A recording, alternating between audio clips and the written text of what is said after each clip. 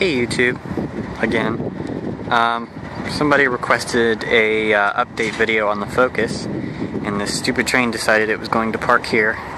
So I apologize for the noise of that stupid thing, but without further ado, let's go ahead and take a look. It's just got it washed, so we're all clean.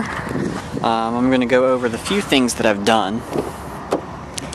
First of all is the headlights and fog lights. That was the first thing I did.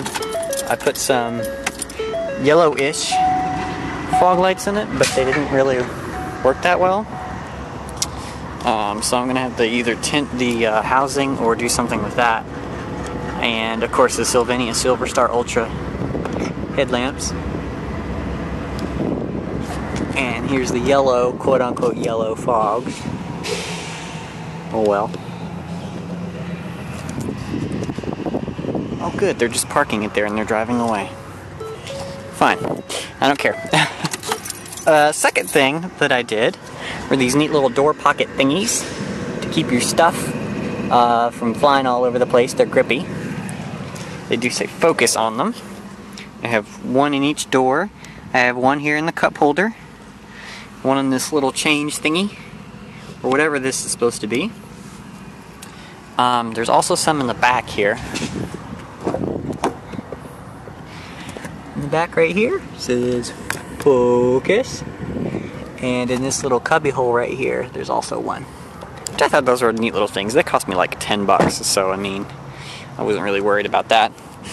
You will notice that I have some ghetto floor mats, but that's only because they're ghetto floor mats and I don't really care about them. Just trying to save the OEM ones underneath it. I had some just regular Sheehy ones, but they didn't really stick in place. These have actual nubs on the bottom of them. These are actually out of, believe it or not, a 5th generation Accord. Don't ask where I got them and don't ask why they're stained, because I don't know. They were in my garage and I forgot where they came from, but they're there. Anyways, moving on, other things I've done. You guys saw the intake videos, so let's go ahead and show you what I've done there. Edit this out. Well, everything looks normal until you come over here. Now this is something fairly simple. I'll actually show you the normal parts. And actually I think someone requested a video that I do the engine bay, so we'll do the engine bay while we're at it. Here's the original air filter and the cover for the air filter box. Basically, the air filter went in this way with the hose coming that way, slid in, and then this handy dandy little cover just went right on top. Well, I read somewhere that somebody took it off and it sounded like an intake, so I said, hey, that might be kind of cool to fool around with. So let me go put this back. Boppity-bop. Close that. I hate touching the car right after I wash it. I feel like I'm going to get it all dirty. But anyway, I took a filter off of an old intake that I had, cleaned it the best I could, which I didn't clean it that well, but in any case, this is almost perfect because this plastic here is serving as a somewhat of a heat shield, you know, keeping everything, well, not really, probably not that well, but the plastic here is serving as a heat shield. There's two ducts here for air. There's a duct underneath that you can't see for air, and of course it's pulling air from the engine bay, which might be kind of making the air kind of warm, decreasing fuel economy a little bit just because it's pulling warmer air. I imagine the cap or the cover that normally goes on there probably keeps the temperature down inside the air box. And now the train's moving that way. Good thing that video is almost done. But, I mean, I figured it was a neat little thing. I'll probably get tired of it. It makes a cool sound. See the videos. I'll link them in the description. Or I'll just put a link here as an annotation just so you can see it. But it makes a cool little sound. And it'll be easier, you know. In the long term, I can just clean these filters instead of buying new ones. So, I mean, I'll keep it for now. There's no reason for me to get rid of it at this point.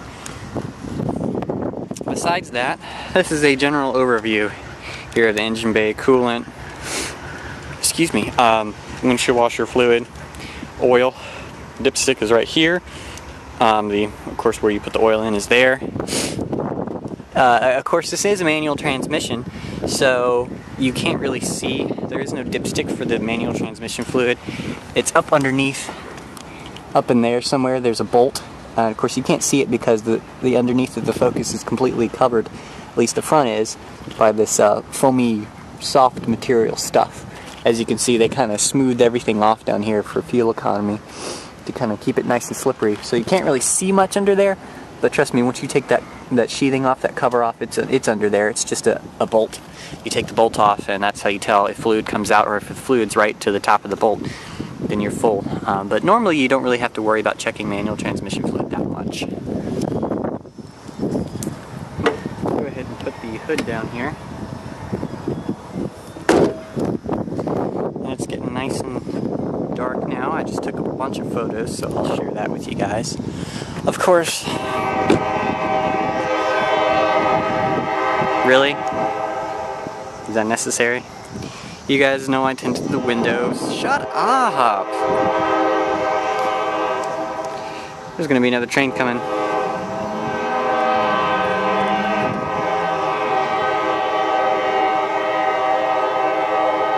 Really? Tourette's much? Fun fact, you see that building with the white bricks? I used to live there. Anyway. Oh, I almost forgot! The chrome exhaust tip. Those of you who are Facebook friends already saw this, but here's the chrome exhaust tip. Maybe you guys haven't seen this yet. I think it adds just the perfect amount to this back end, kind of finishes it off and makes it perfect.